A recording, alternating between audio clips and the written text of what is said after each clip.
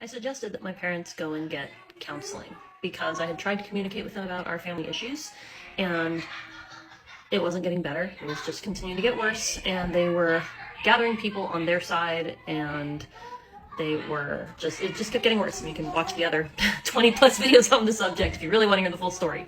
But the long and short of it is, I finally said, I've gone and gotten help and counsel to try to work through my side of things, and those tools are available to you too. And I would strongly suggest that maybe we can go to family counseling or something, and we can go and take care of that. And it took them a while to respond, and then they said, oh yes, we'd like to go to family counseling, and we think we should go to cognitive behavioral therapy to go and get counseling together.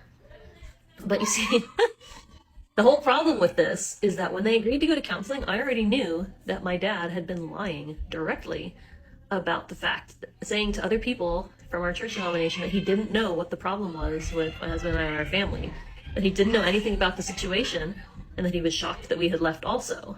Well, the shock part was probably true, because the trouble is when you're communicating with an abusive person, they hear what they want to hear. And so I can believe they were shocked, but he most certainly was not ignorant of why.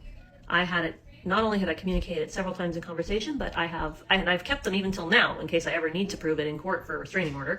But I kept every piece of written communication I made with them, every text message, every email as we were sorting through this process, because I needed to be sure for myself that I had communicated it clearly. And I had all the evidence.